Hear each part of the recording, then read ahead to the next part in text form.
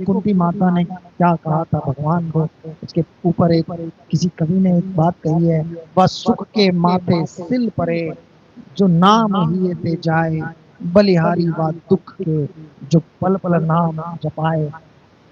कुंती माता ने भगवान श्री कृष्ण से कहा था कि हे प्रभु, आप जा रहे हो, जा रहे थे वो हस्तिनापुर से, तो उन्होंने कहा कि जब जब आप दुख पड़ता है तब तब आप आते हो, और जब हम सुखी हो जाते हैं आप चले जाते हो, तो ऐसे सुख का क्या करेंगे, उससे तो दुख अच्छा है, कम से कम आपका सानिध्य हमेशा हमें प्राप्त होता है। उनका जीवन ऐसा ही था, उनके जीवन में अनेकों विपत्तियां आती रहती थी, और हर विपत्ति से बचाने के लिए भगवान श्री कृष्ण प्रकट होते थे हर बार।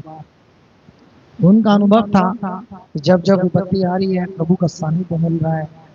ऐसे ही भक्तों का कहते हैं कि प्रभु ऐसे सुख मत देना जिससे कि आप छूट जाओ, आपकी भक्ति छूट जाए। ऐसा जीवन मत देना कि आपसे दूर हो जाऊं, चाहे कैसे भी हो।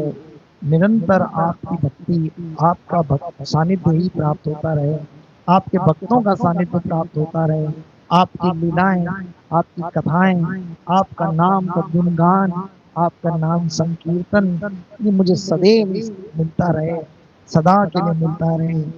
ये प्रार्थनाएं हमेशा रहनी चाहिए जीवों की।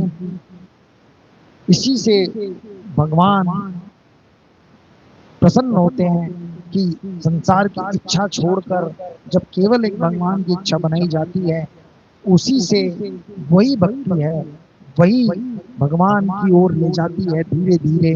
यही साधुओं का काम है। साधु का सानिध्य जो भी जीव करता है, साधु उसकी संसार की इच्छाओं को हटाकर भगवान की इच्छा बना देते हैं। संसार छोड़ना ये कल की बात है, संसार की इच्छा छोड़ना ये आज की बात है। जिसने संसार की इच्छा छोड़ के केवल भगवान की इच्छा बनाई, वो जहां भी रहेगा वो सदैव के लिए छूट ही जाएगा। इसलिए भगवान को पाने की एकमात्र इच्छा रखें, बाकी जो भी इच्छा है वो बंधन है, फंसा लेगी।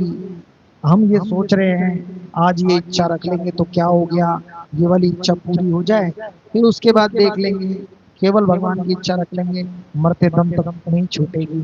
वो माया है, वो अलग अलग रूप लेके आएगी। हमें लग रहा है आज एक इच्छा है, वो इच्छा पूरी होते ही दूसरी अपने आप बन जाएगी, या पूरी नहीं होगी तो क्रोध के रूप में माया आएगी। अगर हमने आज छोड़ने की भावना नहीं रखी तो सत्य मानना कल कभी नहीं आएगा जब हमारे संसार की इच्छाएं छूट जाएंगी। आज ही सभी इच्छाएं त्यागने के लिए भगवान से प्रार्थना की जाए कि हे प्रभु, हम नहीं कह रहे कि छोड़ दो, जानते हैं नहीं छोड़ पाएंगे, बच्चों का खेल नहीं है संसार की आसक्तियां छोड़ना या संसार की इच्छाएं छोड़ देना, लेकिन छोड़ने की इच्छा रखना ये महत्वपूर्ण है।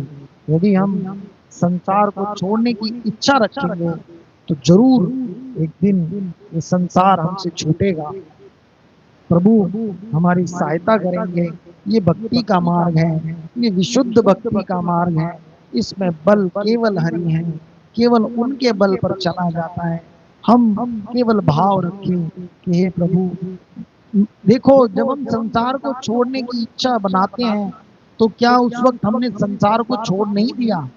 अगर हमने ये मन माना कि हे प्रभु मुझे इस संसार में किसी कुछ को पाने की इच्छा नहीं है, तो आपने एक क्षण के लिए उस वक्त संसार छोड़ दिया, क्योंकि आपको कुछ नहीं चाहिए। जब आप कह रहे हो हे प्रभु बस आप मिल जाओ, मुझे कुछ नहीं चाहिए, तो आपने एक पल के लिए संसार छोड़ ही दिया है।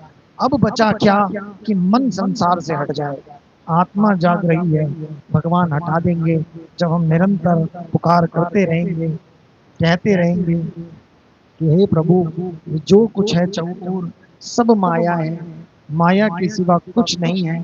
मैंने जो कुछ भी मेरा माना है, जिस पर भी अपना अधिकार जमाया है, वो सब मोह माया का जाल है, सत्य नहीं है।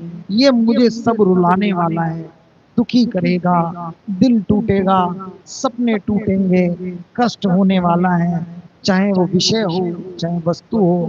कोई ऐसी चीज नहीं है जो इस संसार में नष्ट ना हो। हर वस्तु, हर व्यक्ति, हर विषय नष्ट होता ही है यहाँ पर। जो नष्ट होगा तो हम उसे अपना मानेंगे, और जब वो नष्ट होगा तो हमें दुख देगा। आज जिस विषय, जिस व्यक्ति, जिस वस्तु में हमने सुख मान लिया, वो ही कल नष्ट होते हुए हमारे को दुख का कारण बनेगा। और अगर जैसे भी करेंगे, जब भी चाहें, कुछ भी अपना मान लो, वो दुख देगा ही देगा। ये ऐसा संसार में दुख दोष दर्शनम, ऐसा गीता में आया है कि मेरे भक्त जो साधना काल में होते हैं वो निरंतर संसार में दुख का दोष दर्शन करते हैं। संसार में देखते हैं सदैव, यहाँ दुख है, यहाँ दुख है, यहाँ। देखो, जीवन जीना, मोह में भी लोग जीवन जी रहे हैं, उनके ऊपर दुख पड़ रहे हैं, पर वो उसको सहते जा रहे हैं। और सुख पाने की इच्छा में कुछ क्षण के लिए सुख आता है, फिर दुख आता है, फिर सहते हैं कि सुख आएगा, फिर थोड़ा सा आता है, फिर दुख आता है, जी रहे हैं। जैसे एक सुषुप्ति में पड़ा हुआ जीव है, गहरी नींद में है, मच्छर आया काटा, उसने हाथ मारा मच्छर पे, और मच्छर मर गया या चला गया। वो सुसुप्ति में है, उठेगा तो देखेगा, अरे मेरे यहाँ पर ये क्या क्या हो गया, मेरे ये निशान कैसे बन गया, मच्छर ने काटा है। बाद में उसको कष्ट हो रहा है कि मेरे को मच्छर ने काटा है, मेरे कुछ दाना हो गया, अभी इसमें दर्द हो रहा है, लेकिन उस क्षण उसे पता नहीं चल रहा। सुसुप्ति में जीव जीते हैं, जो स्वप्न में है वो स्वप्न का सुख दुख झेल रहे हैं और कष्ट पा रहे हैं। रजोगुण में जितने लोग हैं संसार में, अधिकता इस संसार में रजोगुण के लोगों की है, तो वो तो निरंतर दुखों में ही है।